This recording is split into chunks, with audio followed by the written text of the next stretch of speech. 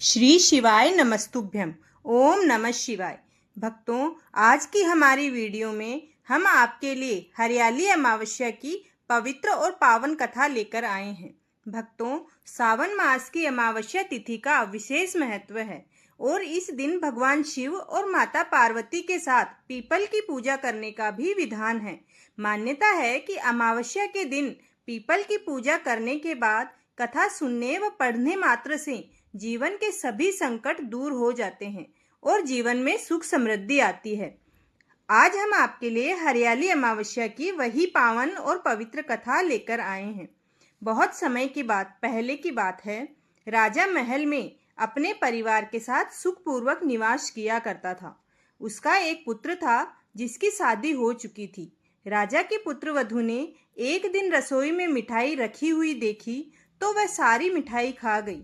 जब उससे पूछा गया कि सारी मिठाई कहाँ गई, तो उसने कहा, सारी मिठाई तो चूहे खा गए। पुत्रवधू की यह बात चूहों ने सुन ली और वह बहुत क्रोधित हुए।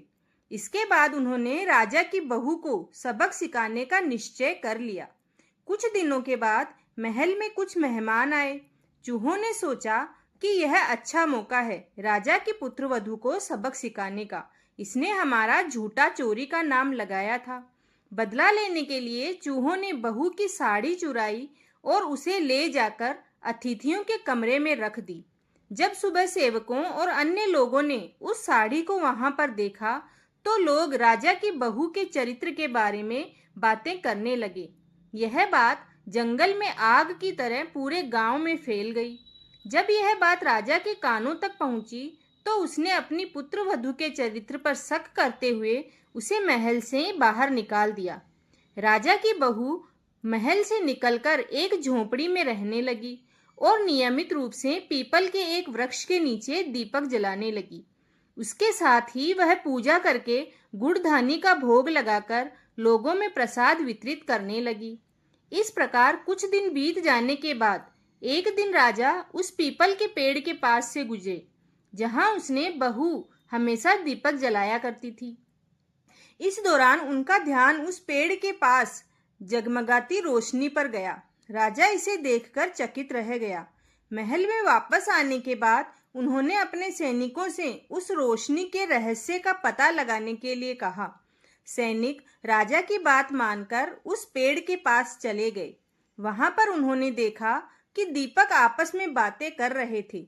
सभी दीपक अपनी अपनी कहानी बता रहे थे।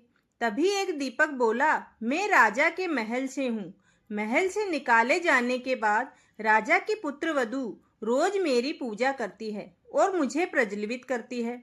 सभी अन्य दीपकों ने उससे पूछा कि राजा की बहू को महल से क्यों निकाला गया। तो उसने बताया कि एक दिन उसने मिठाई खाकर चूहों का झूठा नाम लगा दिया। इस पर चूहे नाराज हो गए और राजा की बहू से बदला लेने के लिए उसकी साड़ी अतिथियों के कमरे में रख आए। यह सब देखकर राजा ने उन्हें चरित्रहीन समझा और महल से बाहर निकाल दिया। ये सब सुनकर सैनिक भी हैरान रह गए और महल वापस आकर उन्होंने राजा को पूरी कहानी सुनाई। यह सुनकर राजा को अपनी गलती का एहसास हुआ और उसने अपनी पुत्रवधू को महल में वापस बुला लिया। इस प्रकार पीपल के पेड़ की नियमित पूजा करने का फल राजा की बहू को मिला और वह अपना जीवन आराम से व्यतीत करने लगी। बोलो भगवान भोलेनाथ की जय, माता पार्वती की जय, सावन के महीने की जय। भक्तों, आपको ये कहानी पसंद आई है तो चैनल को जरूर सब्सक्राइब करें और कमेंट में अपनी राय अवश्य दें। धन्यवाद।